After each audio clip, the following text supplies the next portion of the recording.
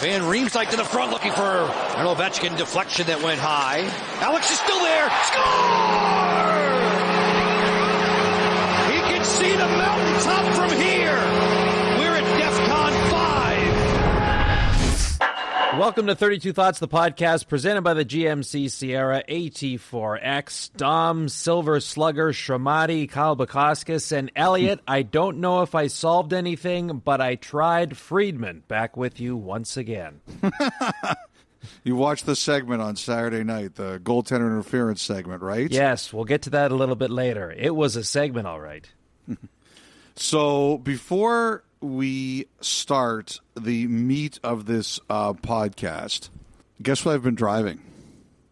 Oh, it better be a GMC. A Denali.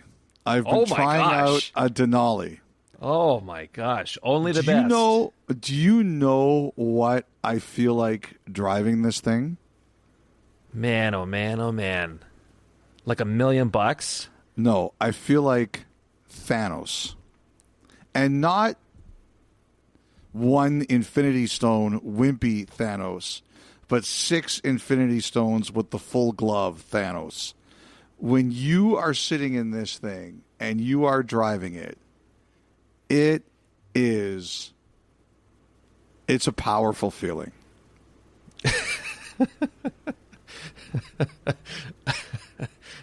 Hey, I told you a while back, our family we were GMC pickup family all the way through growing up. So I'm familiar with what you're feeling. 9 feet tall driving this thing. 9 feet tall driving this thing. Yes. Anyway. I just wanted everyone to know that. There's a great line in Superbad I'd love to reference here, but it's not appropriate. But that's what you describing how you're feeling in that truck made me think of it. Dom just texted, please don't eliminate half the universe with your driving. That's very good, Dom, and a possibility. Yes. So I know you were working Sunday night of the San Jose-Toronto game, but Sunday night was also the Juno Awards, Elliotte, and you will be happy to know that Tate McRae took home 4 Junos over the weekend, one of the big winners for the biggest award show in Canadian music of the year. And with the awards season kind of theme that's been going on throughout pulp culture, movies, television, the last little bit, Elliotte, we are only a few weeks left in the regular season. Why don't we look through a couple of the league awards here, as votes will be cast before we know it, and just get a sense of who our front runners are, where we are leaning with just a few weeks left in the regular season. So I like to do this. I like to, right around the beginning of April, which is Tuesday, I like to start cutting my list. I have my long list, and I like to start cutting my list. Now, should say, I don't know if I have a vote this year. I haven't been contacted, but I always prepare as if I'm going to vote. So I make my list. I check it twice. Yeah. It doesn't matter if you're naughty or nice, because all nice does not win the Stanley Cup. So a little naughtiness is okay. All right. You want to go first, or do you want me to go first? Well, you've got more experience here. Why don't you bat leadoff? Show me the way. Okay, so for MVP, Hart Trophy, my long list is Draisaitl, in no particular order, McKinnon, Hellebuck, Quinn Hughes, Jack Eichel, Zach Werenski, and Nikita Kucherov.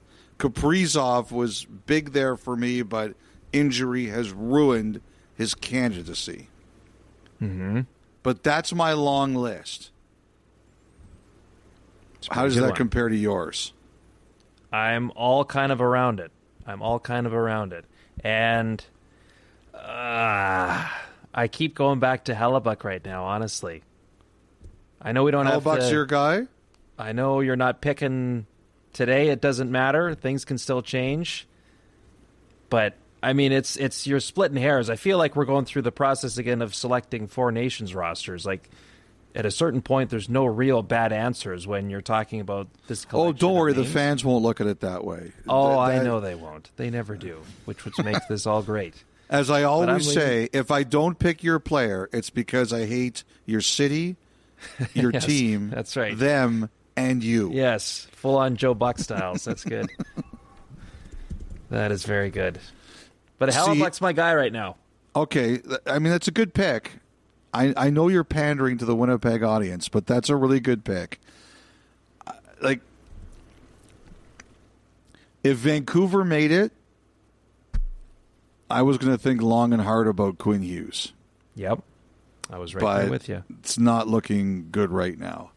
Columbus can still make it, and I will think long and hard about Zach Werenski. Right now, though, my guy is probably Draisaitl. We'll see where things go, but probably Draisaitl. That overtime goal he scored Saturday, he looks like he's on his back heels. Like, for him to still create that much torque and power from the high slot was unbelievable to watch. Tough one. McKinnon, Kucherov, Hellebuck. I don't think Eichel gets enough love for the year he's had. Yeah. I really don't. Eichel's had most points in Golden Knights history in one season. I think he dominates the game. I don't think he gets enough love. Right now, probably Draisaitl, but it's not locked in. I'm going Amber Root. I talked to Draisaitl last week, so I have to vote for him. He gave you a high five, so you're like, he's my guy. He smiled at me, so he gets my vote. Yes. I just looked at Hellebuck Elliotte. I mean, leads the league in wins, goals against average, save percentage, shutouts, plays a ton, as we know.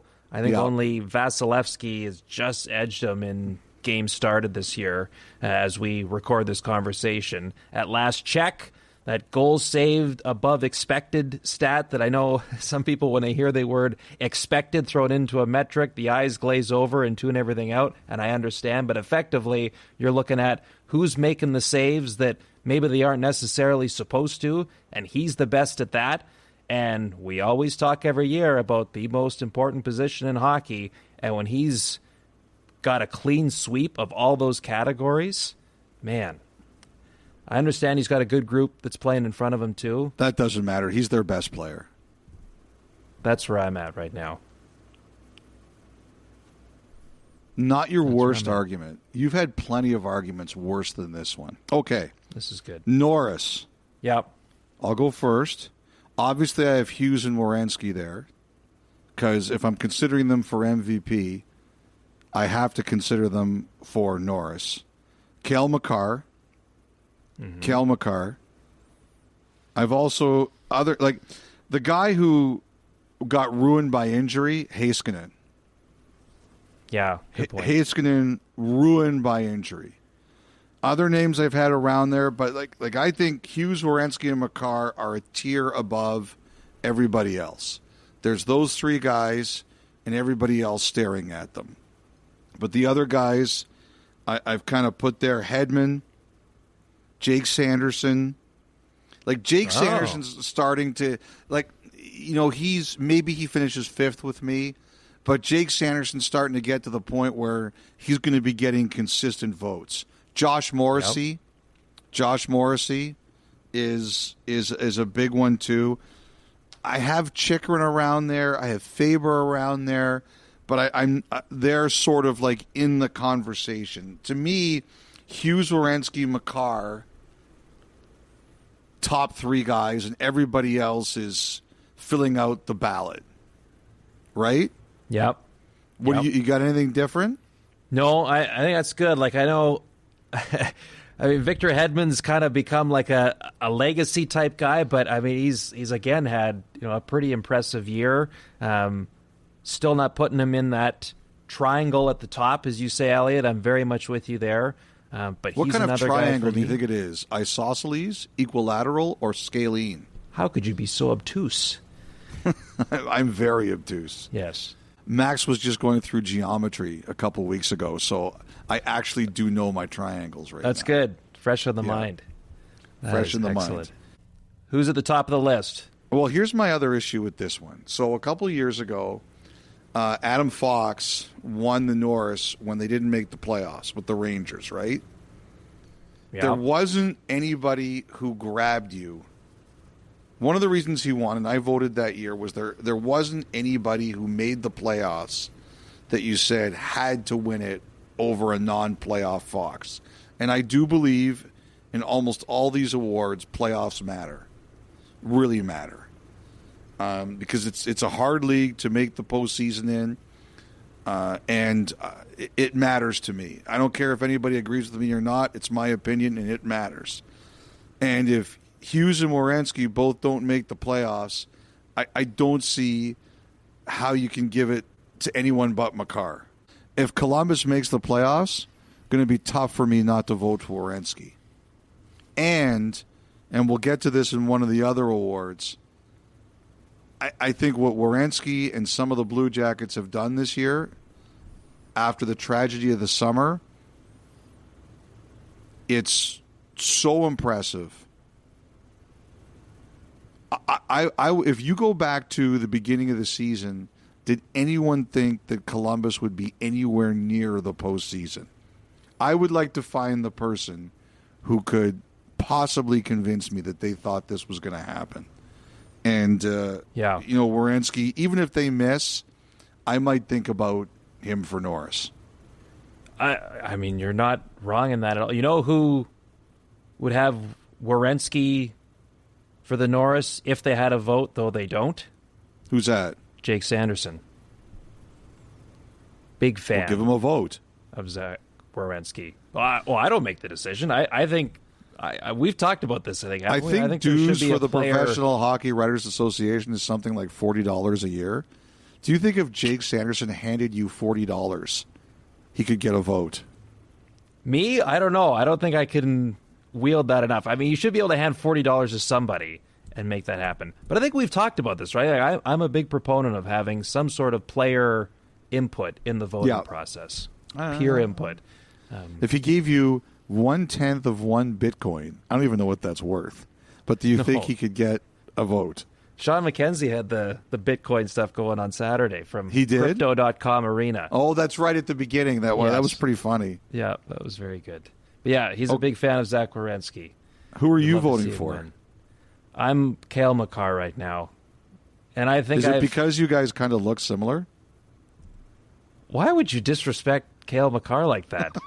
I can only imagine if he heard that. The stomach churning that would be going on. But I'll take it. That's pretty good. You guys kind of look the same. Okay. No, he's to me, he's the most mesmerizing defenseman to watch in the game. And I know he's that's an incredible player. It's really hard. And it's almost like they were kind of, him and Devon Taves were kind of warming up throughout the year. Then Four Nations hit. And then out of that, it's like, bang, they've hit in another gear as they're ramping up towards the playoffs. But Werenski, I've really admired what he's done. He was, over 30 minutes in that shootout win over the Islanders, over 29 minutes Friday night against Vancouver, over 29 minutes 24 hours later against Ottawa. Of course, the production and just how much of the ice he commands and drives play for that Blue Jackets team. I mean, he's right there. And Quinn Hughes, I mean, like he's missed a bit of time. Quinn Hughes is not 100%. Yes, which is amazing considering what he's doing to this point. He's missed a bit of time, not enough where you say you can't consider him. But it's, God, what a when you miss, selection. It makes it harder. When you miss, I think Werenski to me has exceptional status this year, as does someone else we'll talk about. But you'll see. I mean, right now, voting today, Canucks probably don't make it. So for me, it's Werenski or Makar. That's good. All right, Calder Trophy. I know I've been a huge backer of Dustin Wolf in Calgary, and still I'm a big believer. But as time goes on here, well, he's certainly in the conversation. Bring the whipped cream and the syrup, Kyle Bukauskas is waffling. And fresh strawberries, if you don't mind. Please. Right. Sliced strawberries. But Wolf is there. Celebrini is there. Yeah. Mishkov is there. Yeah. And as time goes on here, Elliotte, it's becoming impossible to ignore Lane Hutson as the front runner. Impossible. Calder is the one where I don't think playoffs is a cut line, but That's fair. It sure helps. I think we should mention, I think those four guys, Hudson, Wolf, Mishkov, and Celebrini, are sort of the four that have separated themselves. I think Stankoven, the one thing I really like about Stankoven is he got thrown a massive curveball in the middle of this season, and he has handled it like a guy who's been in the league for 15 years. He looks like a hurricane, eh? Now that he's there? Yes, he fits. Mm-hmm. Like they looked at that. Like one of the things the Hurricanes have absolutely done is they've taken a look at Rantanen wasn't really a stylistic fit, and it became clear pretty quickly. They've said if there's one thing we're learning about this, it's that we got to make sure we acquire players who fit. And Taylor Hall has obviously been very good for them. Stankoven has been very good for them. And I think that kid deserves a lot of credit. The one thing that people have kind of forgotten is that he was traded right before Dallas went into Vancouver, and there were like 400 Stankovens who were going to go watch that game, right? Yes. And it ruined, like, I don't know what food the Stankovens are eating that there's 400 of them in the family tree, but because mine certainly is not that large. But, he handled it like a real pro, like a veteran. Didn't pout, didn't sulk, embraced the challenge, doing his job. I really respect it. And Will Smith, I think, is another one. At the beginning of the year, it's interesting. I was talking to Jake Wallman in Edmonton, and I was talking about Celebrini and Smith, and Celebrini just hit the ground running, like right away. I mean, he's a guy who's been around pro environments for a lot of his life because of his dad's work with the Golden State Warriors.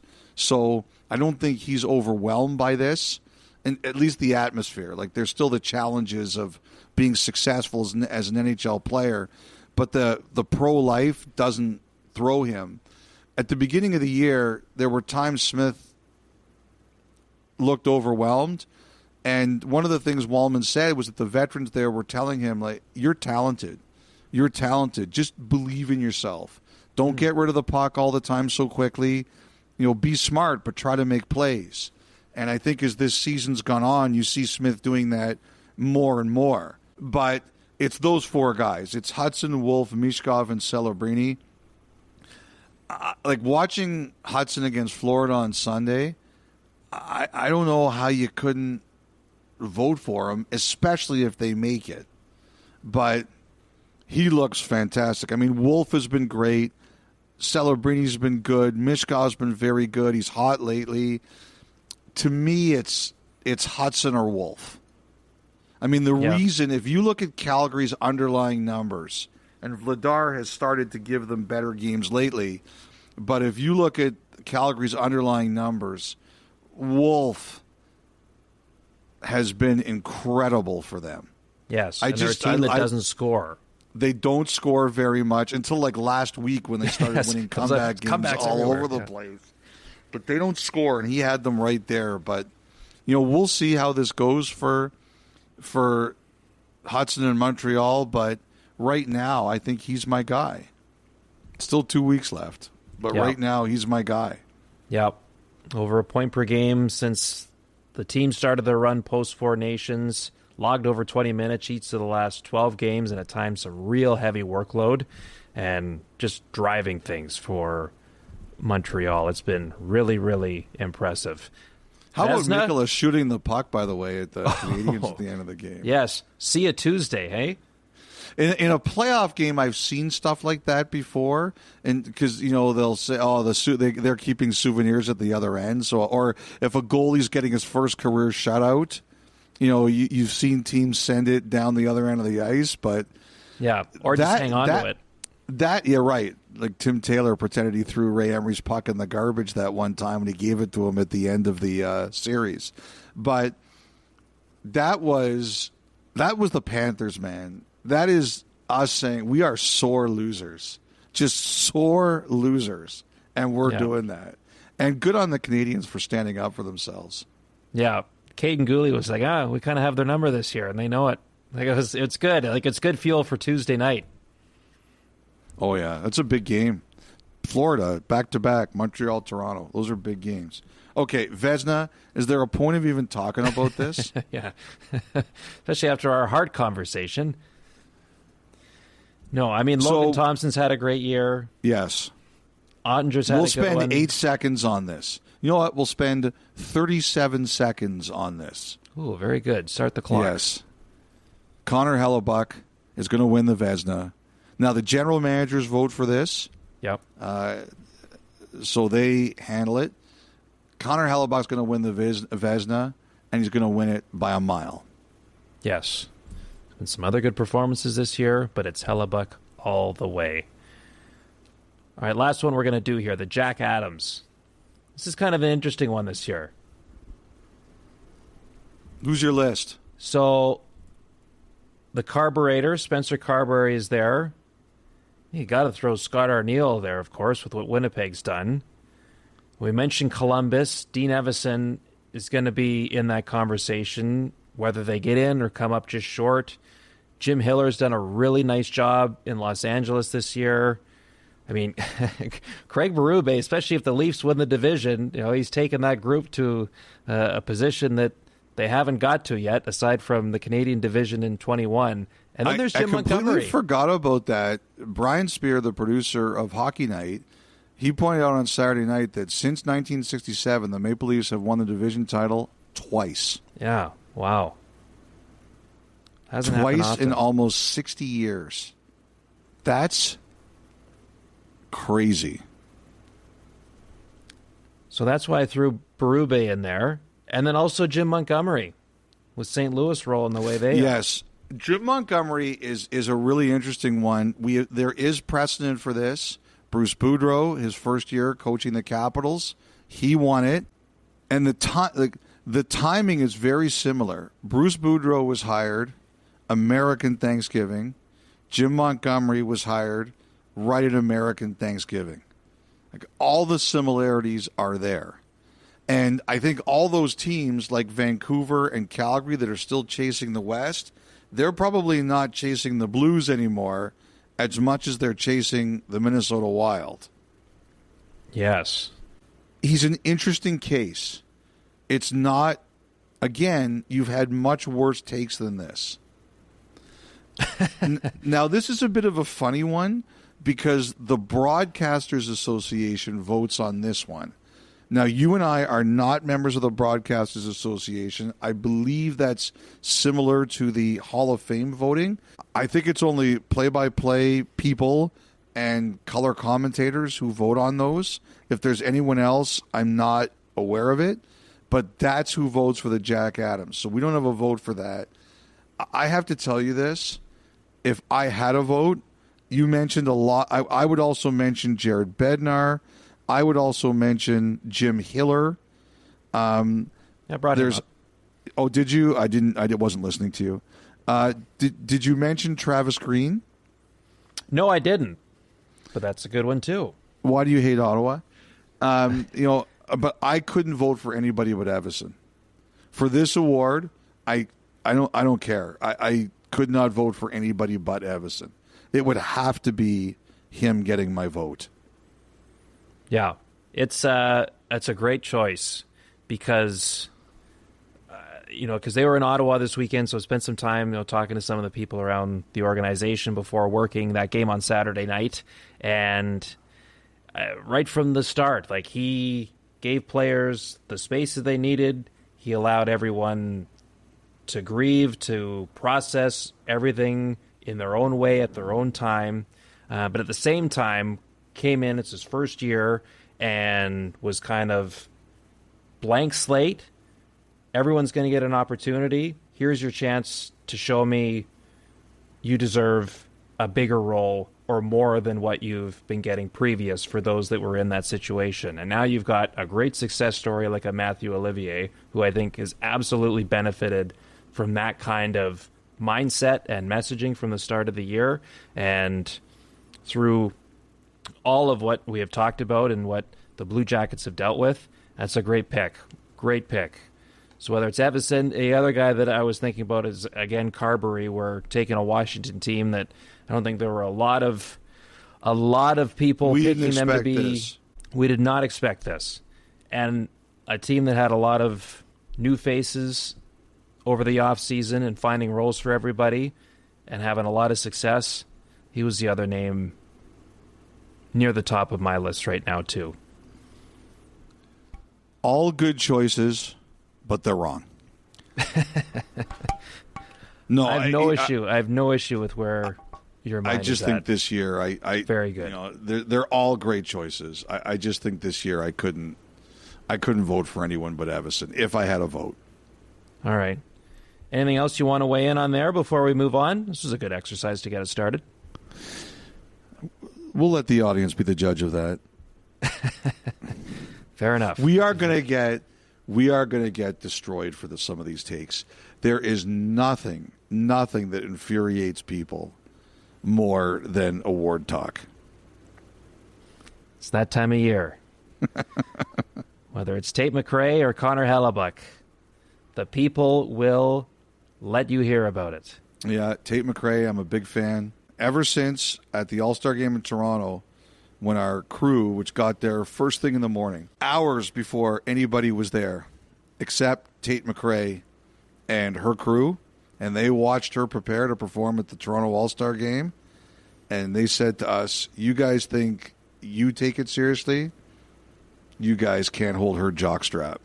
The way she drilled her team to make it perfect and drilled herself to make it perfect, I got all the time in the world for that. Very cool. Okay, as we move along here, this time of year, also college hockey tournament going on, college hockey signing season. So, with Boston College bowing out over the weekend, is it Ryan Leonard time in Washington? What about Gabe Perreault and the Rangers? Jacob Fowler, the goaltender, the Montreal draft pick. Any updates there? Usually they try to wait past the day that they lose. Like, everybody knows what's going on, right? Like, the moment a team goes out, the representatives and the NHL teams start talking, but usually they try to wait until the next day. Like, these are really, really hard moments. For example, that Boston College team, they were the number 1 seed. They lost to Denver. And so it's really painful, right? And I think everybody knows where all these situations are going to go. But you try to be sensitive to the players and the emotions of the moment. Look, Washington, they haven't hit it. They made it very clear they kept enough cap room at the deadline to activate him and Ryan Leonard, and the expectation is they are going to do it. And they have counted on it, and we're all expecting it. Very interesting thing. There's a lot of people out there who watch a lot more hockey than I do, who think that he can come in and be an impactful player right away. They said the thing that's going to be really interesting is he is an emotional guy. And it's a very mature room, a great room, and that's been a big factor in why they've been so successful this year. I had a couple of guys tell me they're going to be very curious to hear how, like, some guys come into a room like that, they're a top team in the league, they're number 2 overall, and you kind of tiptoe into the room. I don't want to upset anything. I just want to fit in. On the ice, off the ice, it might be a little bit quieter, but on the ice, that is not Ryan Leonard. And so I had a couple people say to me, it's going to be interesting to see, how much of an impact he makes right away, because he is an emotional, fiery guy, and he won't be quietly entering any team on the ice. So that's going to be interesting to watch. I think Gabe Perreault, I think people are expecting it in New York. It sounds like that one is going to happen too. And we'll see about Fowler. I know there's a lot of people expecting that one to happen as well. So I think the most interesting thing is going to be Leonard's going to come in and play. What are the expectations for Perreault? The Rangers are still in the playoff race. And also, too, with Fowler, what are the expectations? A lot of players want to come in and they want to burn a year, but not everybody is like that. I know that in Vancouver there have been some reports about Tom Wielander, the defenseman.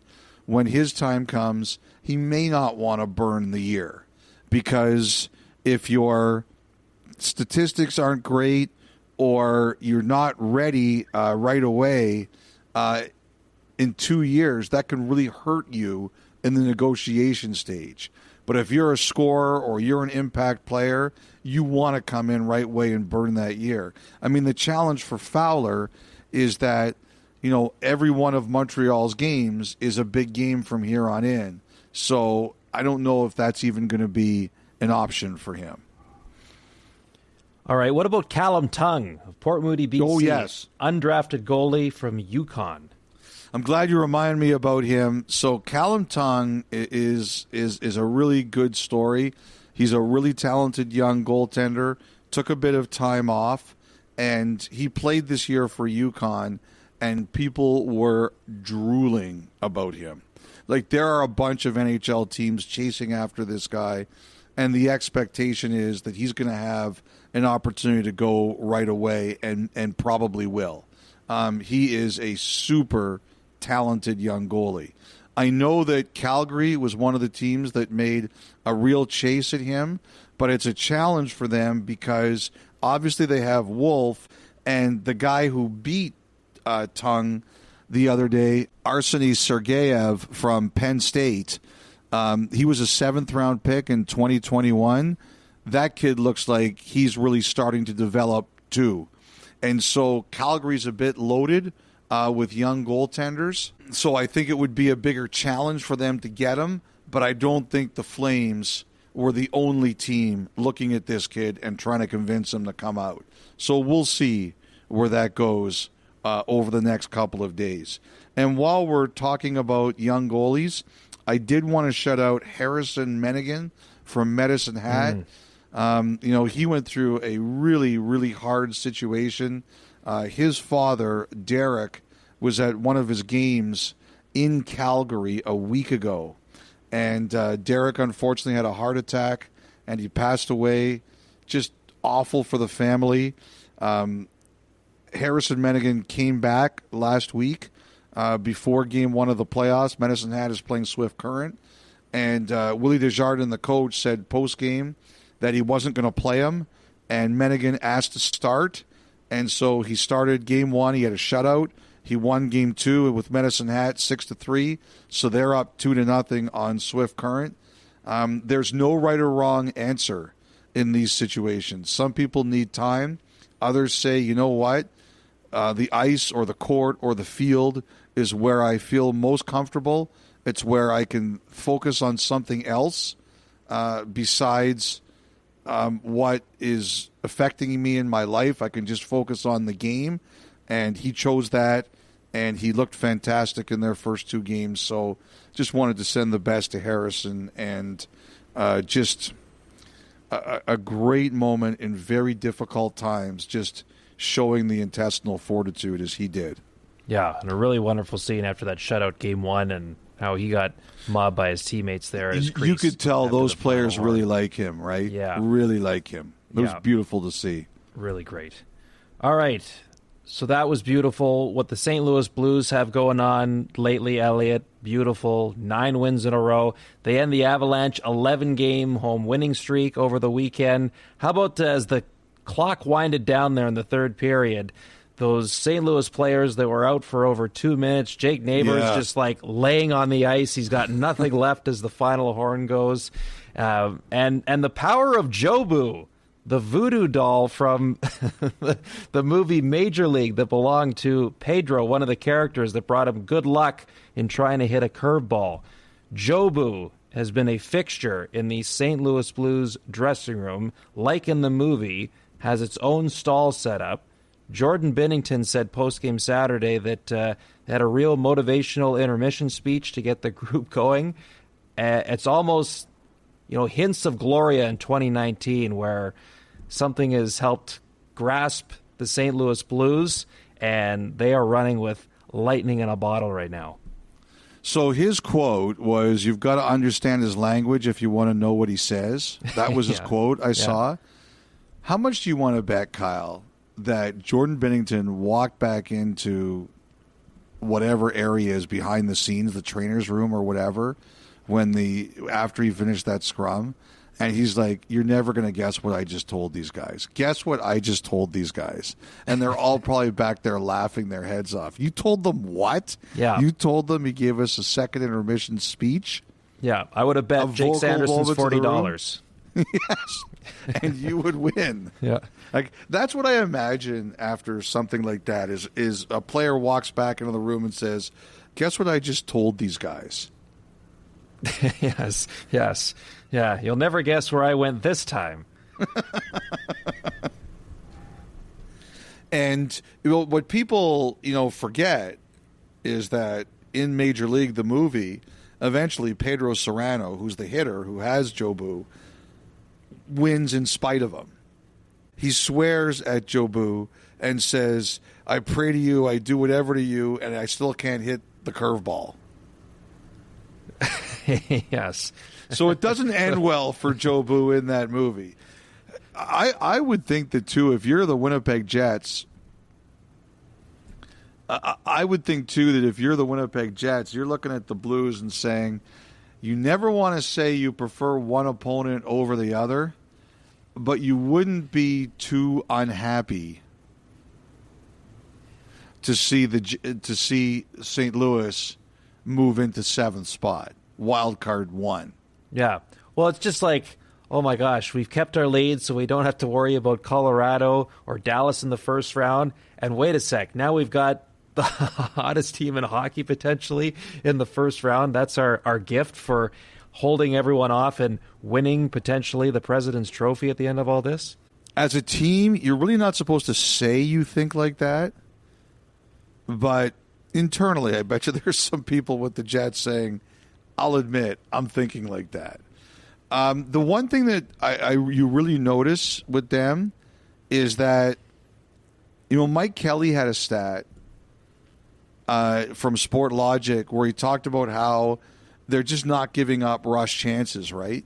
They're just way under the amount of rush chances that the average team gives up. And I saw that, and I started looking at some of their games. It's amazing. Sometimes someone just needs to tell you something, and you really see it. Sometimes you see it yourself, but other times you need to be told something, and then sort of like your biases open up, and you're biased to that, and you're like, yeah, I see it.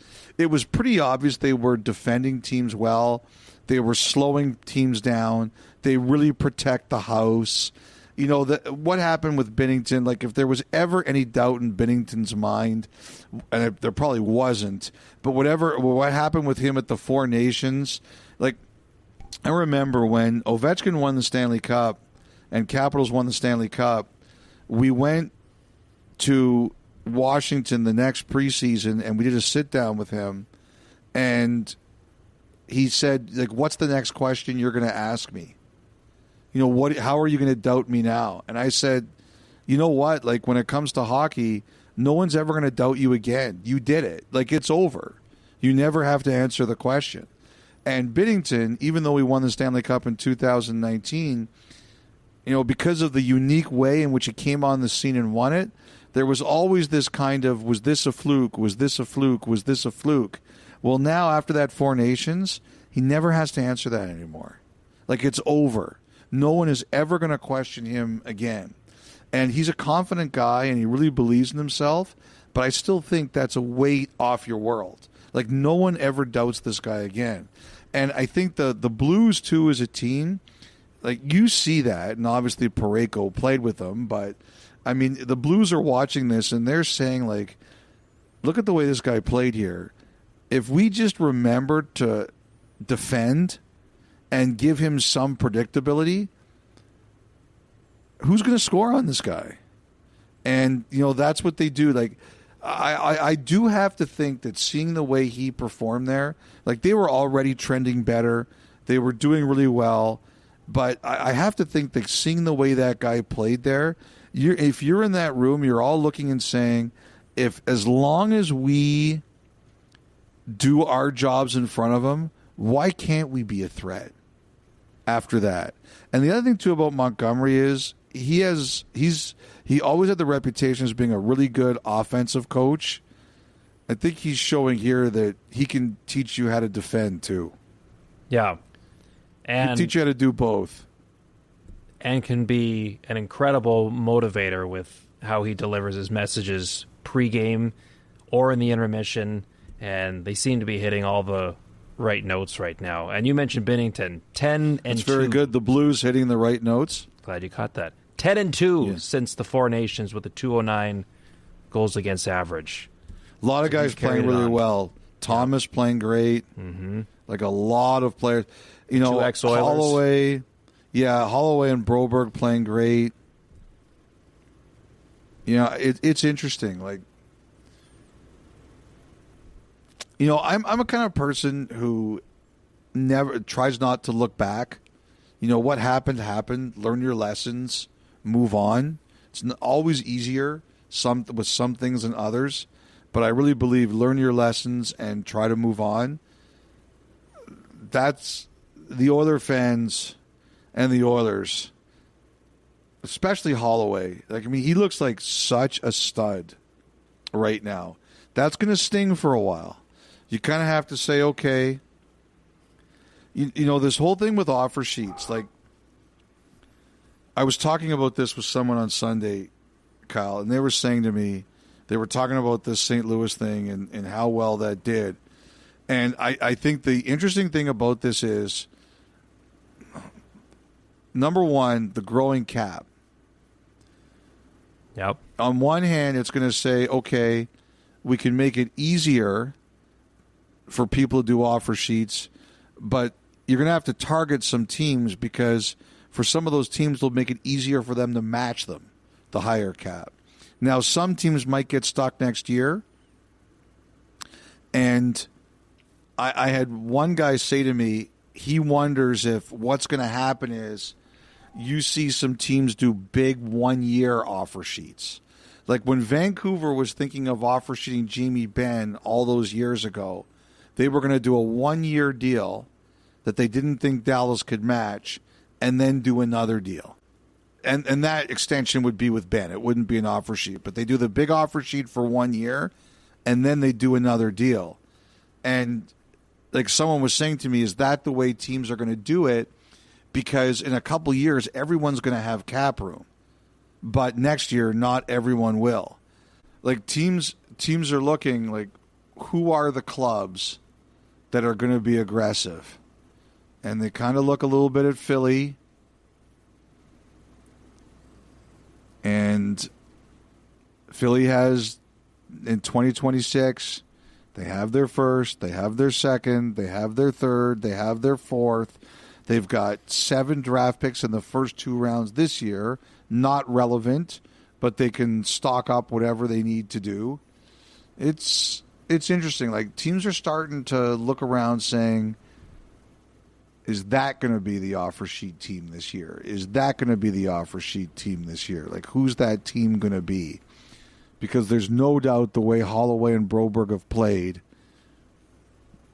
it's changing it. I have to say to you, like, I've been watching a little bit more Holloway lately. I don't think it's impossible, Kyle, that he's on the Olympic team next year. Doug Armstrong, like right? There's that thread there. He had flashes of brilliance during the run last year. Like, you saw what could be as he got older and more comfortable and more mature at this level. And it's interesting, as you talk about all this offer sheet thing, because going back early in the year, what did you say about this all? There are a lot of teams that were looking at this St. Louis situation as kind of a case study with what they did in the summer and how it was all going to go for them. Yeah. Right now it's going incredibly Went pretty well. Yeah. Looks Certainly not in those bad. two cases. Absolutely. So it's going well there in St. Louis. It's been a so-so time in Minnesota the last little while, Elliotte. I mean, they've been basically a 500 team since the calendar flipped to 25. Same 87 points with St. Louis, but played one fewer game. Big part of the equation, of course, has been injuries, namely Kirill Kaprizov and Joel Eriksson-Ek, but they practiced with the team for the first time on Sunday. Doesn't sound like they're going to play on that upcoming road trip as they go through the New York, New Jersey area, but at least encouraging signs that they're back with their group. Yeah, I mean, Bill Guerin said at the deadline they were going to play this year before the playoffs. He wasn't expecting them to be out. It's going to be the biggest sigh of relief in the state of Minnesota when Kaprizov gets on the ice in a game. Yeah. As long as you know you have that guy in the playoffs, you can breathe. Right. And you just got to make sure you win enough that you still get in. Yeah, Jets, that's right. You're right. Jets Wild, they've had some nasty series and nasty games. Yes. Yeah, not just in playoffs. It's gone through the regular season, too. By the way, how do you think, how angry do you think Bill Guerin was that his alma mater, BC, couldn't beat Denver to get Z Buyam to Minnesota a little bit quicker? Did you see him at the end of the game? No, I didn't. He taunted that BC bench. Oh. Yeah. Wow. He is a bold guy. I think a lot of people are going to regret that kid falling.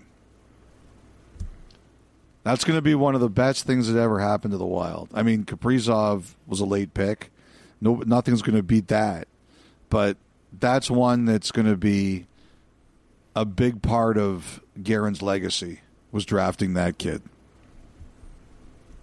It's only a matter of time here now as Denver, once again, as the defending champions, have reached the Frozen Four in NCAA hockey. So we mentioned off the top there the goalie interference conversation, the lecture you had on Saturday night with Ron on Headlines. I mean, we beat this topic up pretty good the last few episodes and went through some of the examples you showed on Saturday. But in terms of the reaction, comments you got after Saturday night, anything worth sharing here? Well, it was interesting. I had a couple people say to me that, like, the one that threw me for a loop this week was was not the Farabee play, because I wasn't surprised by the call, but what he was told by the officials. Oh, right, about blocker side, glove if side. it had been on the other side, it might have been a goal. Because then you looked at, like, I still don't get the one that Gallagher was mad at. Like, I back Gallagher on that one a billion %. But it looks like that's the way they're doing it, right? Like, I had a couple players and a couple teams say to me that when they saw those three plays back to back to back, Farabee, no goal, Brink, Forrester, goal, and then Olivier Lankinen, no goal, like they said, it all started to make a bit more sense. Now, I'll say this again, not everybody agrees with it. No, but two of the three I understood. And even I know, like, Olivier was, you could tell when they took it off, he was mad at the bench going, like, I understand why he's mad, but he's wrong on that one. No, but here's the thing. But if you watch the play live, like, when the puck initially goes in, he kind of sheepishly looks at the referee going, I don't know if he's going to call it. Like, he knew he was in trouble real time. After the fact, he was mad, but you could tell he knew. Two of the three that you bring up, I understood. Again, it's the Philly one where, like you, still scratching my head. It's the outlier. But it certainly looks like, and you know, I'll tell you this: Ron was emphatic that Philly one was not a goal. When he saw where Brink's skate was with Dobish's skate, he was like, "That's not a goal."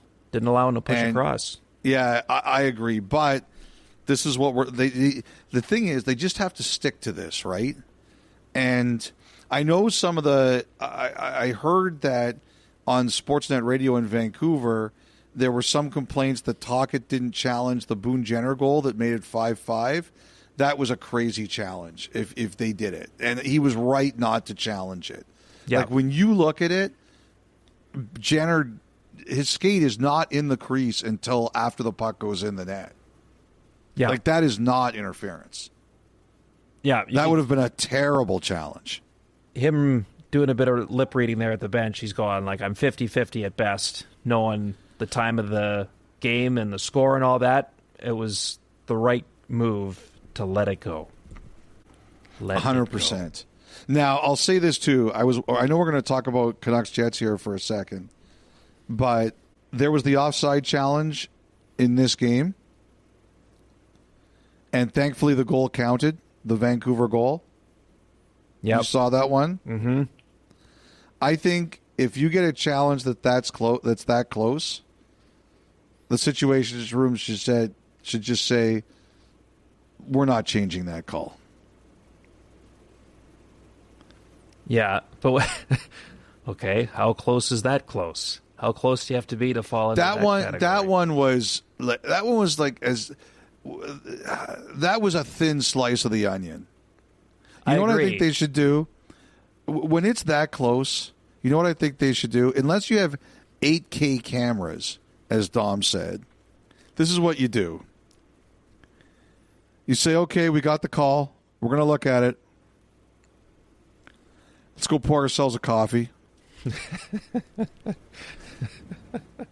Let's eat a Mars bar.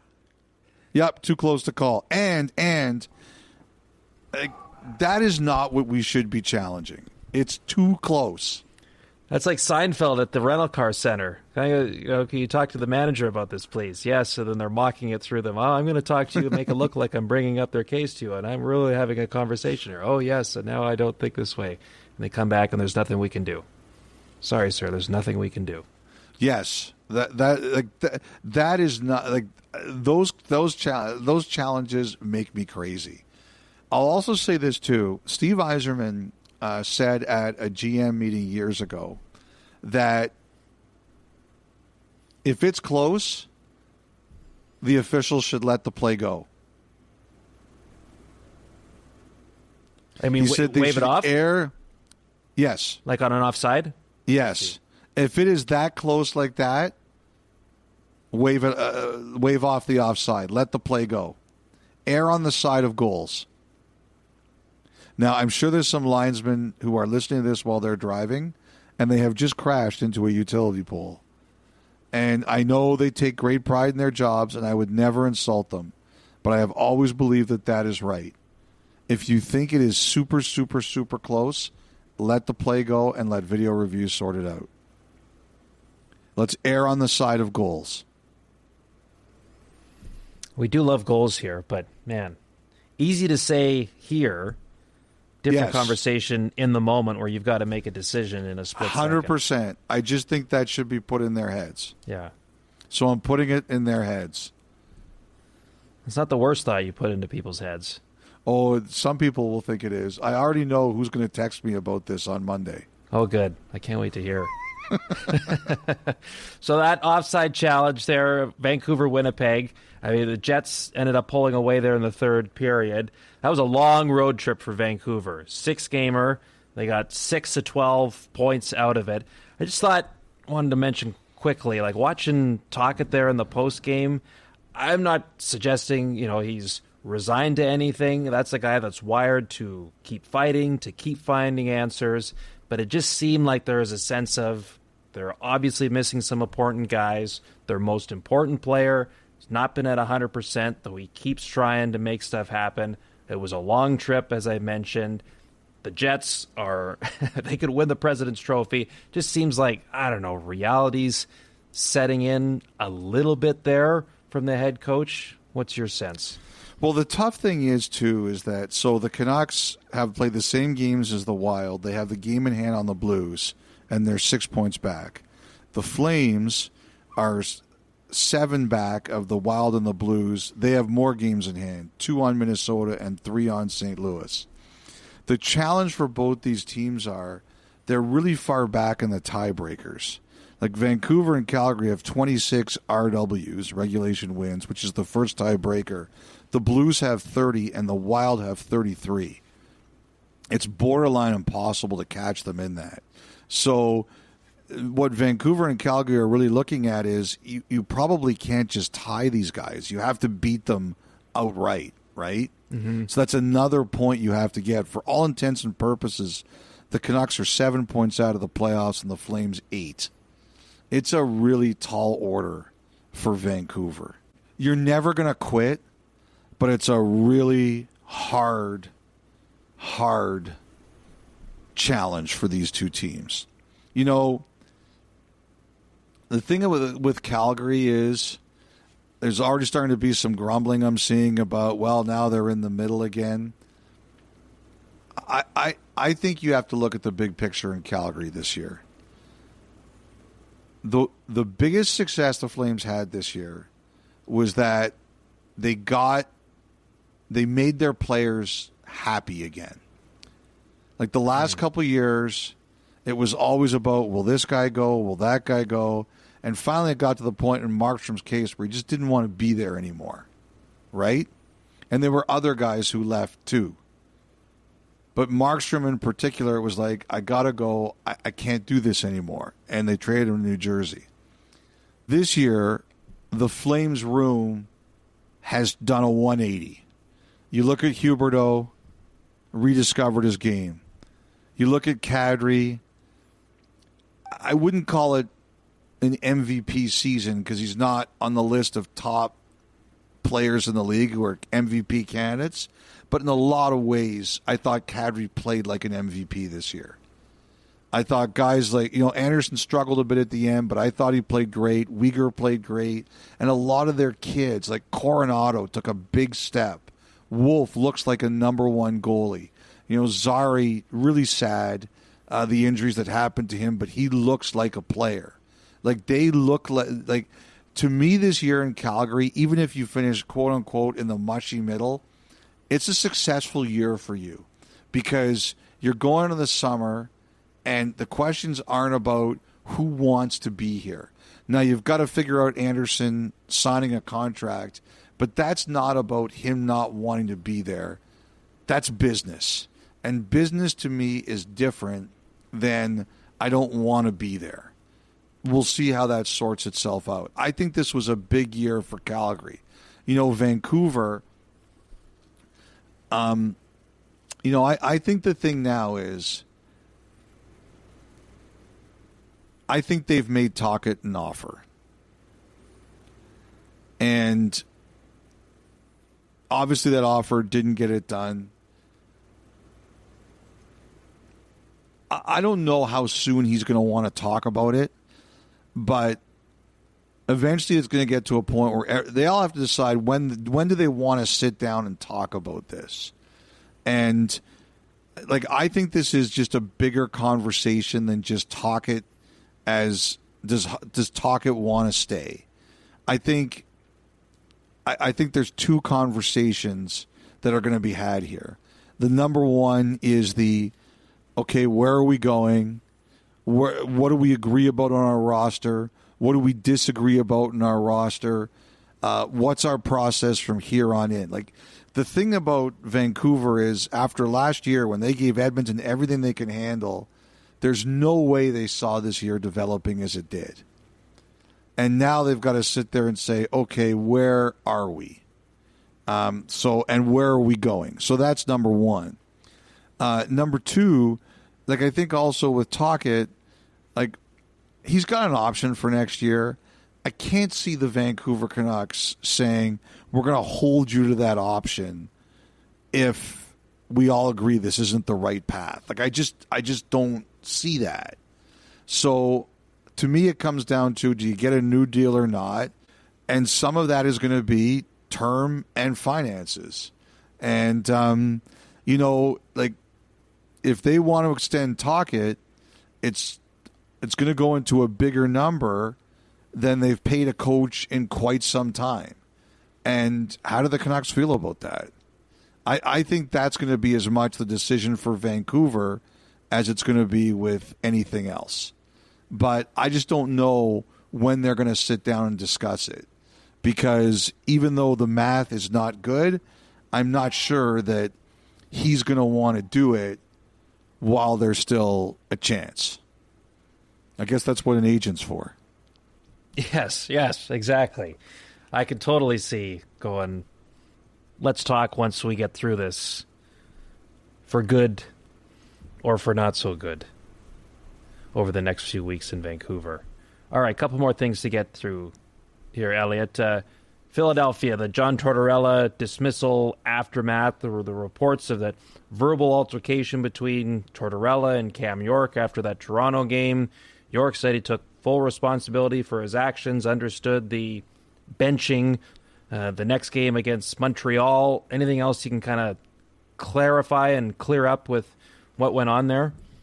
Well, I don't think it was physical or anything. Like, one thing you look into in this day and age is there any like investigation or issue that's going to come out of this? And I've been told no, that's not the case, that it was just a really intense verbal dispute that didn't go into anything that was going to go any further than that.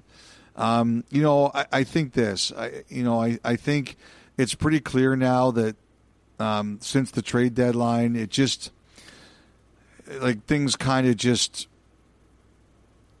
soured between the Flyers and Tortorella and the direction and where things were going. And while the comments brought it all to a head and the argument between York and Tortorella brought it all to a head, I think it's pretty clear to me that there was a lot bubbling under the surface that maybe we weren't as aware of until really Tortorella spoke his mind after that game in Toronto. And I think one of the things, like someone said to me, like, do you think it was because of the exchange with York that Tortorella was let go? And I don't. I don't believe it was as simple as that. I think it was just an accumulation of a whole bunch of things. But that last night in Toronto, between the comments and the disagreement, I just think that just brought it all. The pot boiled over. But I just don't. It sounds like to me, this is one of those things as time goes on, maybe more will get out.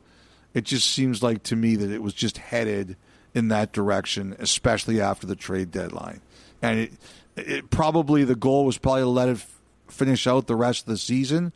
But after that game in Toronto boiled over, it was just couldn't wait anymore. The Flyers have scored 13 goals in the 2 games since the coaching change. All right, time for the final thought, which is brought to you by GMC. And on Sunday, Elliotte, $890. Alex Ovechkin brought his career goal total 2, so 4 from tying Wayne Gretzky, 5 from taking over the record outright. How soon do you think we could see that number become a reality? So let me ask you something. Have you looked at their schedule this week? Yes, I have. You know who has? You know who knows their schedule like the back of their hand? Amber? I'm sure he would be one. The other Yes. is Sean Reynolds, because he is embedded with Ovi and the Caps until he breaks this record. Like, if he doesn't get it by the end of this season, he is spending the whole spring and summer in Washington, waiting until next season, until we see $895. There's worse places you could spend a spring and summer. Worse places for sure. I like Washington. It's a very nice town. Great for walking around. A good cigar bar, too. Okay, so this week, Bruins, Hurricanes, Blackhawks, and on Sunday, the Islanders. I don't think it's impossible that when we reconvene 7 days from now, we could be talking about a new record holder for all-time scoring.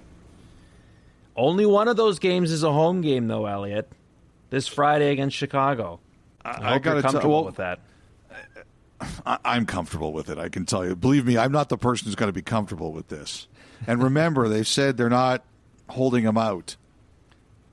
Imagine he scores like 3 between the Bruins and the Hurricanes, and it's at the end of the first period, and Carberry staples him to the bench in Carolina.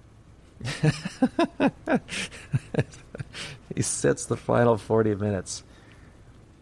Yeah, I don't think it's impossible. I think it's impossible that he staples him to the bench. Yeah, that's true. I see what you're saying. Yeah, but I mean, Boston's Blackhawks have a lot, especially if you look at the Blackhawks. Like, they're bringing in their youth right now, right? They'll be in awe. They're showcasing it, showcasing their guys. A couple more made their debuts on the weekend. But Boston, Chicago, two bottom third teams in terms of goals against this year. There's a window, Elliot. 26th in the NHL. Yeah, it's not impossible to believe that this could happen. I did want to say, great to see Craig Laughlin back. Yes. Alan May did a great job, like a great job in the interim. Fantastic work. Alan, I really like Alan's work. Craig Laughlin should be there for this. Yes. You know, he's been there the whole way, and that is justice. He should be there for the record holder when it comes. So I was really happy. Happy to see Craig back just because he's healthy, but secondly, like, he should be there. Well said. That was the final thought, brought to you by GMC. We will take our first break and come back once again with the Thought Line. 32 Thoughts, the podcast, continues after this.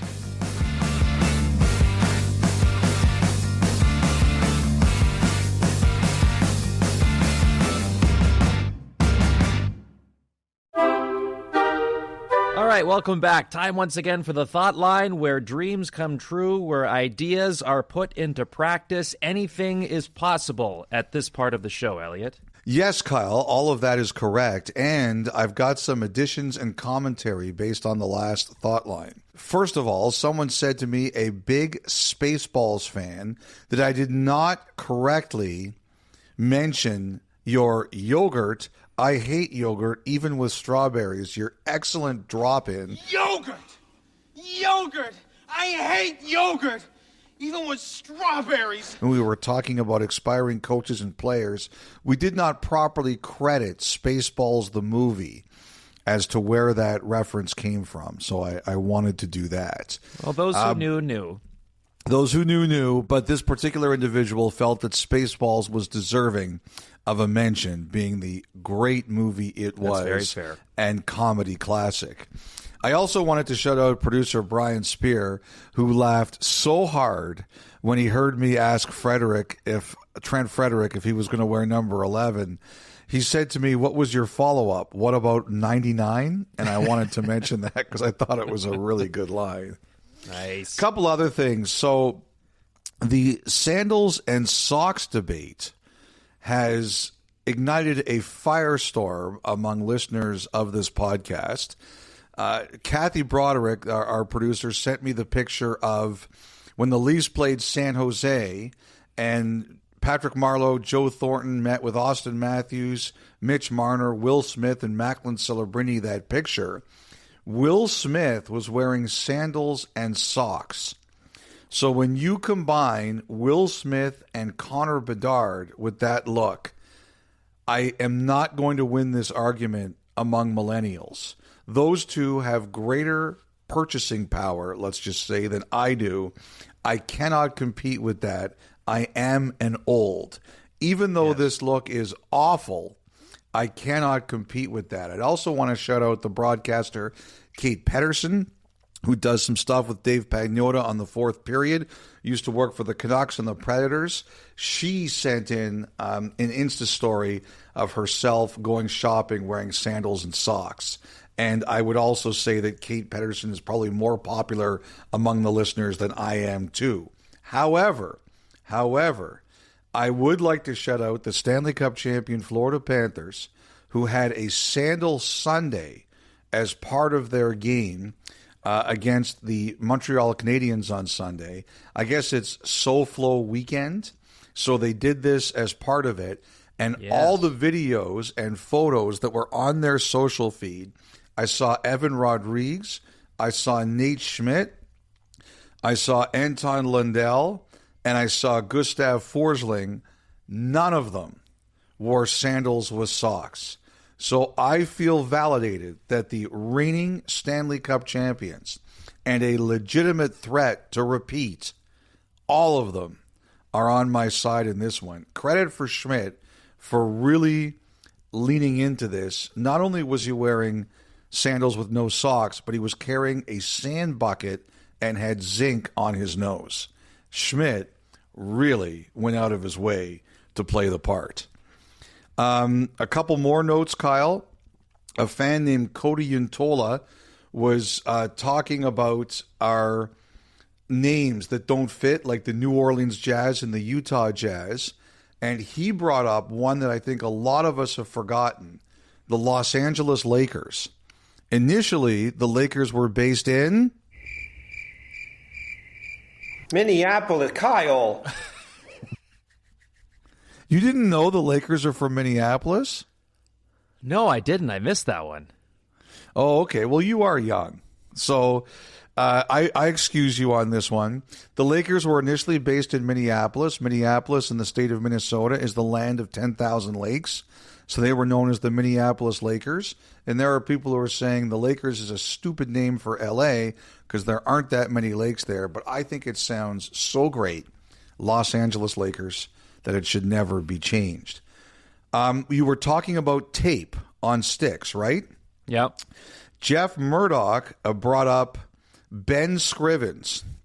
And December 30th, 2014, against the Los Angeles Kings, he mentioned that Ben Scrivens was wearing orange tape on the top of his goalie stick, the knob of his goalie stick. And there is an NHL rule that the top of the goalie stick, if you're going to use tape, it has to be white. Now, what Jeff didn't add, and I went back and looked, was that in the shootout, the Oilers, who Scrivens was playing for, were playing the Kings. And in the shootout, after one shooter, Daryl Sutter pulled the old gamesmanship. He called the officials over, and it was in that moment he demanded that Scrivens be forced to change the tape. He waited the whole game and waited for the right moment, and it was during the shootout. Unfortunately for Sutter and the Kings, it didn't work. Scrivens held, and the Oilers won 3-2. And finally, there's one listener, and I can't find the message, so I can't give it the proper credit. But we were talking about the Penguins and the Capitals in 2008 or 2009 playoffs, that great series, and how Game 4 was in Pittsburgh and Game 5 was in Washington, how rare it is for back-to-back games in a playoff series in different cities. Well, he brought up the infamous, if you're a Toronto fan, very famous, if you're a Bruins fan, 2013 Toronto-Boston series. Game 6 was in Toronto, I believe, on a Sunday night. Game 7 was in Boston. I believe it was a Monday night, but they were back-to-back games in different cities. Sorry, Maple Leafs fans, for bringing up it was 4-1 night, but that was the game, and whoever sent that to me, you are correct. They were on back-to-back nights, and Kyle, the thing I remember about that one was when the Maple Leafs lost Game 7 and we came back to work, whatever next day of work it was, the CBC people, because we were still there at that time, they told us that you cannot understand how devastating that loss was for CBC. Not only for the Leafs and their fans, but for CBC. Mm-hmm. That, worship.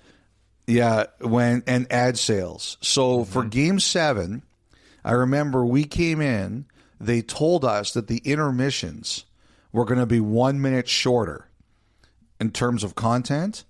And we were like, what's up? And they go, we are selling so much ad space for this game that we have to shorten the content of our intermissions. And when it was 4-1 in the third period, they were getting so many calls. The phones would not stop ringing about advertisers wanting to buy up Leafs in the second round. and they said, we cannot tell you how devastating a financial loss that was when the Bruins came back and won it in overtime. That is one of the days I remember vividly as a Hockey Night in Canada employee. Well, and not to pile on, but 2003 as well in the playoffs. Toronto played Philadelphia in the first round. Game 6, Travis Green scores the overtime winner to force Game 7. Yes. That was a back-to-back. The next night they were in Philly, and that was a blowout for the Flyers to end Toronto's season then. So there's another example of back-to-back between cities in the Stanley Cup playoffs. Wow. A lot of good. The listeners, you guys are great. Always pointing out stuff, bringing back memories that just stab us in the heart about how financially crippling some of these defeats were. Yes. And the memories of the great Minnesota Lakers. It was good to walk down that one again. Boy, Tom hammered you there, man. Yes, well, I deserve it. I grew up as Los Angeles Lakers, and I guess I haven't done a good enough job educating myself on the franchise's history. Boy, like I was going to excuse you, but Dom was having none of that. He was like, "This is a joke." yeah, that's fine, Dom. You need to get your licks in every now and then. All right, on to today's batch, okay? Here we go. Levi from Lethbridge, Alberta. You mentioned on the last pod about the Flyers calling up players. You said they had maxed out their call-ups, and I was just wondering how that works. What happens if there's like 10 injuries? Might seem like a stupid question. Love the pod. Keep it up. No stupid questions here, Levi. That is not a stupid question. There are situations where you can go into emergency, right? Mm-hmm. Yes. So in those situations, you can make emergency call-ups. You are fine with that.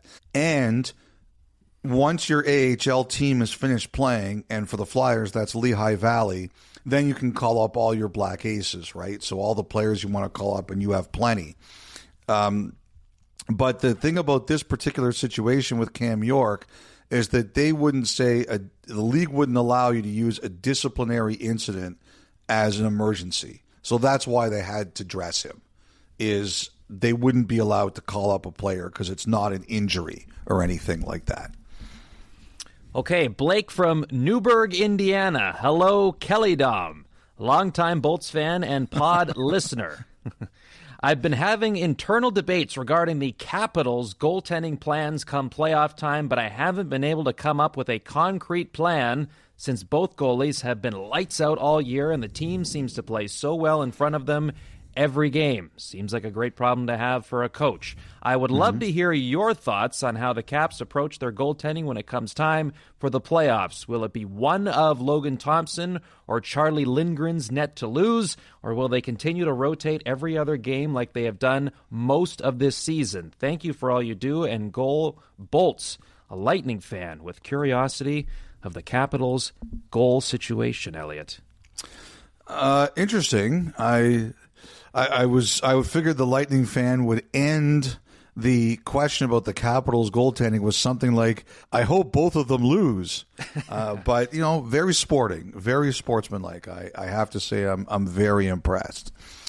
I think we're getting into the situation, and I believe Toronto is this way too. And Kyle, you've seen a lot of Toronto this year, where you should expect to see both goaltenders, and simply not a question of performance, but also just overall rest and ability to handle the grind. Like, I think Thompson obviously starts the playoffs as the number one guy. Like, as we taped the pod on Sunday, this part of the pod anyway, Logan Thompson's played 41 games and Charlie Lindgren's played 32. I think it would be fair to say, if you're a Caps fan, that Thompson is your number one goalie. I think he goes in as the number one guy. And to me, it's not only about performance, it's about how he handles the grind, right? Like, if you look at Thompson's history, the most games he's played in any NHL season is 46. That was last year. The most games he's ever played in any playoff season was 4. And then he got hurt. So to me, it's all about how does he manage the schedule? Like when I look at Toronto, and yes, everything's about Toronto, but also I think it's a good comparison in this particular case. You know, Craig Berube has said he wants there to be one number one goalie. Like that's what everybody's comfortable with. But I think it was only a matter of time, the way goalies play in the NHL now, that we got to this, where you're looking at it with Toronto, where Stolarz and Woll have never had absolute full-time number one moments where you're going into the playoffs and you're saying, hey, we might be using both these guys, and not because of performance, but simply because we're going to need them both, because that's just the way our tandem is set up. And in history, NHL teams don't do that. They haven't done that for a long time, if ever. So people are looking at this and saying it's never been done before. You can't necessarily do that. I think we'll see it this season, Kyle, where we see teams like Washington, but especially Toronto, use both guys. And that really will go double depending on how the schedule looks. Like one thing I've heard for the playoffs is if you play the last Thursday, the 18th, you're not playing Saturday. So some teams might get a couple extra days off to sort this out. But I think you're going to see teams like Toronto and Washington say, it's worked like this all year. I know it's different. We're sticking with it. You do, eh? I do. I guess we'll see it when it comes. But I go back to Boston last year where they were a perfect example of tandem all season. Swayman starts game one. They win. There was like, oh, do you go back to him? Do you keep the rotation? They go all mark game two, and he wasn't even the problem, but they lose. Swayman got the net back game three, and they didn't look back from that point. Like it feels like once you get into that spot for a coach and an organization, if one guy wins a game, it's really hard to move away from that at that time. I think it's more likely that happens in Washington than Toronto, but I look at Toronto in particular, and I see those two goalies. And look, Anthony Stolarz, the most games he's played in an NHL season is this year, 29. Yeah. Okay. Joseph Woll, the most games he's played in an NHL season is this year, 38. And Woll has played 7 games over 2 playoffs. Both of them have injury histories. Like, to me, it's all going to come down to their schedule. Like, if Toronto gets one of those goofy schedules where it's like a lots of 2 days off in series, which I hate, I hope it doesn't happen, then maybe. But honestly, those guys, they both have had injury histories. They've both been hurt this year. They've never played this many games. I think people are kidding themselves if they don't think they're going to need both those guys. I might be proven wrong, but that's what I'm thinking right now. I hear you. I just think if it's a more of a constant back and forth, to me, that says you're probably in trouble in a series. What's the old saying? If you have 2 goalies, you have no goalies? Right. Like quarterbacks. Yeah, same thing. Like it's quarterbacks, goalies, same thing. I don't know. Like the world is different now. I would have said that 20 years ago, maybe even 10 years ago, Kyle. I would have said that you don't have a guy. But I think the world is different now. And I look at this Toronto team this year, and like I worked their regionals with Nick and Justin and Dave. We're working Sunday night, the Anaheim game.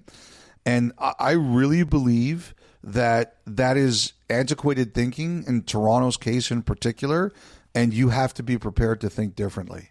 Maybe I'll be wrong, but if I was coaching, that's the way I'd look at it. I'd look at it like we might need both of these guys with the qualifier that maybe the schedule convinces me otherwise. Yeah, well, I look forward to revisiting this topic as we get into the playoffs because it's going to come up. You know it will. 100%. Blake, there you go. The answer to your question about the Capitals is that Joseph Woll and Anthony Stolarz will both see time in the playoffs. and I think in Washington, yeah, that was good, Kyle. I like that. And I do think in Washington, Thompson starts as your number one. Yeah. But again, I'm not going to be surprised if you see Lindgren. Like the one I always remember, and it was a one-off, 2011, Tampa, Eastern Conference Final against Boston. Remember, they had Dwayne Rollison, and Matthew Garon made a start out of nowhere, and they just said Rollison's tired. Now that was a one-off, but it was unconventional, and it turned out to be a very smart decision. And I've always said the only reason that doesn't happen more often is that people are scared of it. It takes one. It takes one. And I wonder if this year Toronto or maybe Washington is the one. All right, Brad from Victoria. Hey, fellas and Elliott's nips. Victoria is getting ready to relive and celebrate the 1925 Stanley Cup win, the last non-NHL team to win the Cup this weekend. The anniversary was actually the day we are recording this on Sunday, Freach. Berkey's there. Years. Oh, very good. That's so awesome. Do you know what Berkey does every time I'm on the air? Turns the TV off? Well, no, he should. That's a good answer. I'm guessing Kyle. he texts you something. Yeah, yawn. He just puts yawn. And he goes, I'm in Victoria. And I said, what are you doing there? He goes, I'm here for the Victoria 1925 Stanley Cup celebration. Very cool. And I said, what position did you play? And without missing a beat, he sends back Rover. It was very good. Oh, that's good. Nice. Yeah. That's very good, Berkey. All right, so Brad's question is, after listening to Friday's pod when we talked about which franchises the records follow, and in certain cases where they do not, to a new city or location, does the Detroit Red Wings technically own the records for Victoria as they bought the franchise and the rights to the players, or would it be separate as it was the original WHL, WCHL back then? Whoa. I do have the answer. Okay, because I didn't know. Okay, good. What did you answer? So, had to check on this for sure, but because it was actually Detroit was considered an expansion franchise at the time. They bought the rights to a lot of the players, but the team itself was an expansion franchise. And one of the examples that was sent to me, Hap Holmes, so if you look up his stats from his time in the National Hockey League, they've got his numbers from when he played in Detroit, when he played in the Toronto organization for the arenas prior to that. That's there, but his numbers with first Seattle and then later Victoria, that's not part of his National Hockey League stats because it was a different league and that stuff did not translate. So two separate sets of records between the Victoria Cougars and what were initially the Detroit Cougars and now more commonly known as the Red Wings. Wow, that I had no idea. Great question, and Kyle, great work. By the way, Brad is actually, him and I played lacrosse together back in the day. Really? Yes.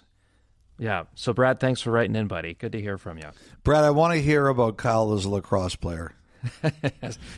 There's a reason why I ended up here. Lacrosse was not my future. What a workout, and you learn it's a lot a great about game. yourself. Great a lot sport. About yourself playing that sport. Great sport. Yes. Okay, Ryan up next. Hi, Dom and Friends. New episode of the pod. New title. My God. Dom. That would be a very small circle of people. On the heels of that record-setting 5-overtime game at the U Sports Men's Hockey Championships between TMU and Mount Royal, I'm curious if there's a record for most time on ice by a skater in the NHL. Few guys on the ice that night likely would have been in contention. Yes, certainly. So, we should qualify this first, Elliotte, is that the National Hockey League did not begin recording individual time on ice until the 97-98 season. And when you look at the playoffs, the two longest games in playoff history both occurred in the 1930s. So surely one of the players from those games probably has the record but there was just no way of knowing. Back then, anyways. Do you have a guess? That's right. The modern day when that stuff was tracked? Was it Seth Jones in that bubble game? Yes, I remember that. 65-06. That's just insane. I remember because when we were watching that game, everybody, because I guess the old record was Sergei Zubov, right? Yeah, that Dallas-Anaheim game, right, in 03. And I remember some people were like, we want this game to keep going just so Jones can get the record. Yes, and he got it. And the next year, Darnell Nurse, remember that overtime game, Edmonton and yes, Winnipeg? He came close. I remember he was close. 3 minutes shy. And I believe in the Jones game, Werenski was close. Yes, 61-14 that night. I think Hedman too that night. Like he had a big night. Anyway, I think there's 3 or 4 players from that game who were like in the top 10. Yeah. So that's playoff games. Do you know who has the most in a regular season game? Is it Cam Fowler? Very good. You're on top of it here today. I just because he got traded this year, and I remember that stat came up. It's not because I'm smart; it's because he got traded. So because of Pat Verbeek and Doug Armstrong, I know the answer to that question. 38-54 in a regular season game in April of 2023. So not even that long ago. Good question, Ryan. Very good. All right, we're going to wrap with a voicemail here. Freege, Josh from Lynchburg, Virginia. I'll try not to be too long-winded. So last night I drove an hour to Roanoke with my 5-year-old son to take him to his first hockey game.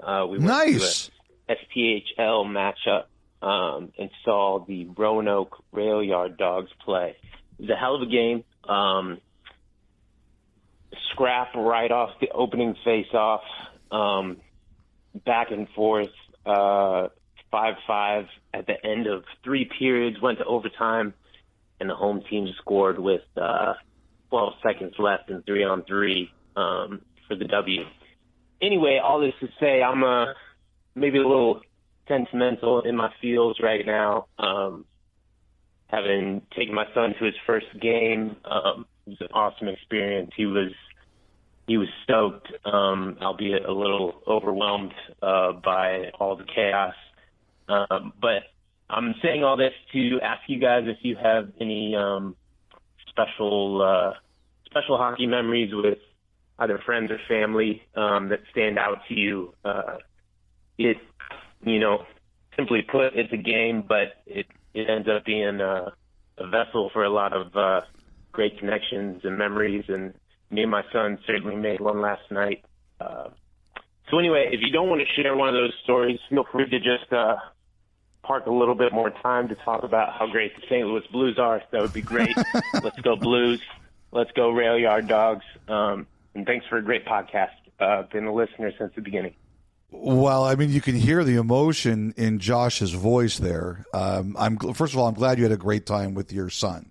And, I mean, to me, that's what sports is all about, that for families to have a great time together, mothers, fathers, sons, daughters, everybody.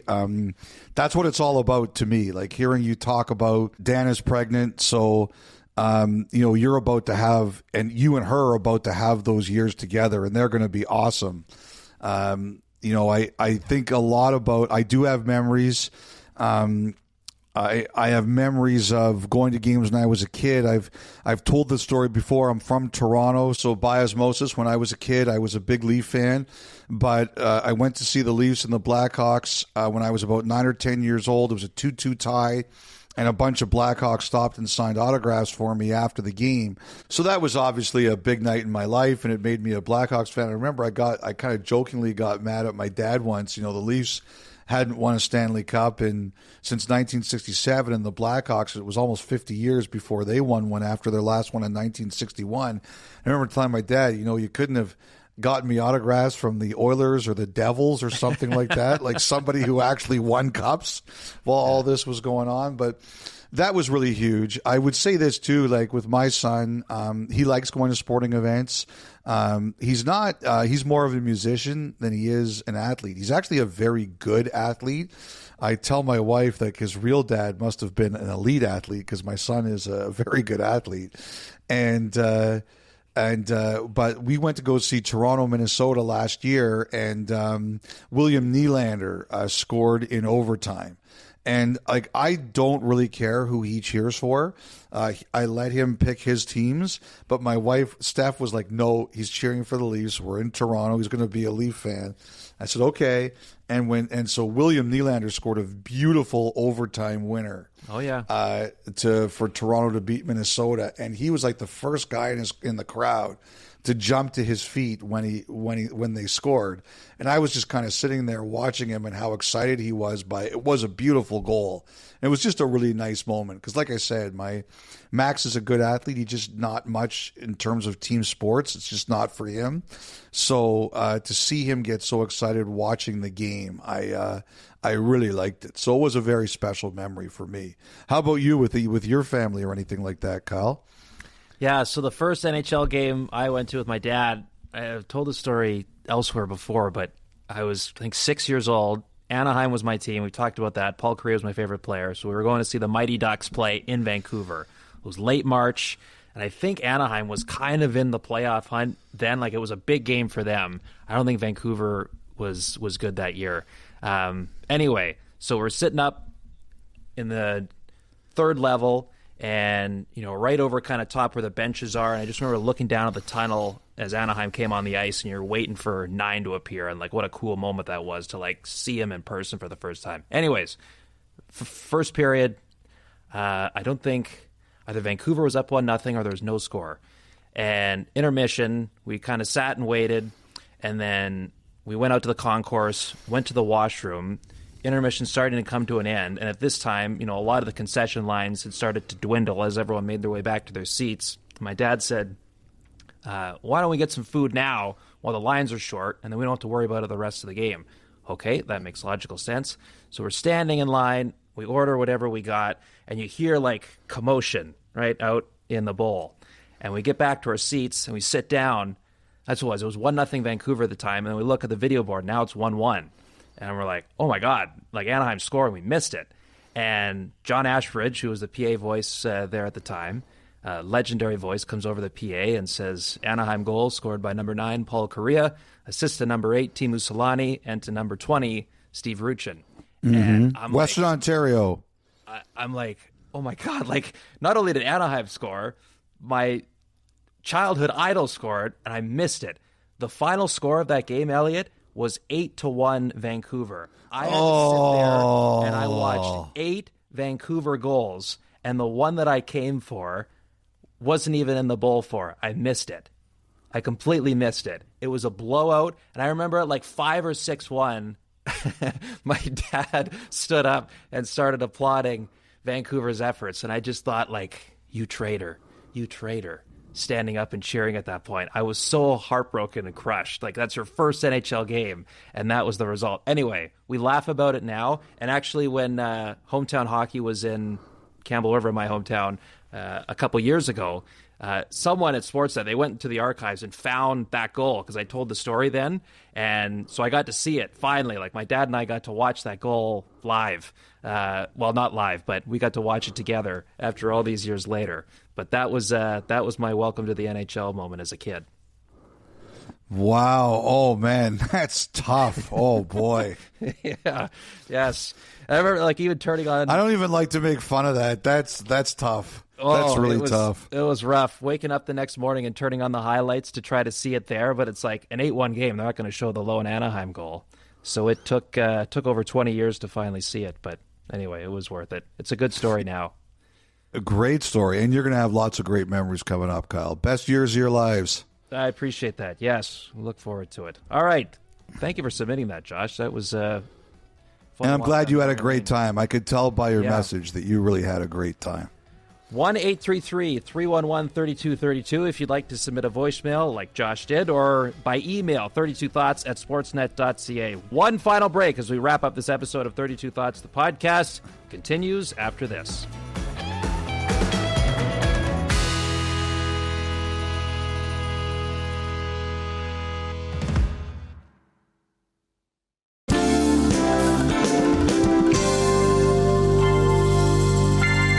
welcome back. Elliotte, before we go, Ron mentioned it and hyped it up a few times on Saturday, but wanted to send our best to Kevin Bieksa's Fairmont Prep Academy. They were in the final of the USA Hockey High School 3A National Championship on Sunday, just coming up short against Shattuck St. Mary's. Looked like a hell of a hockey game, falling 3-2 in overtime for the national title.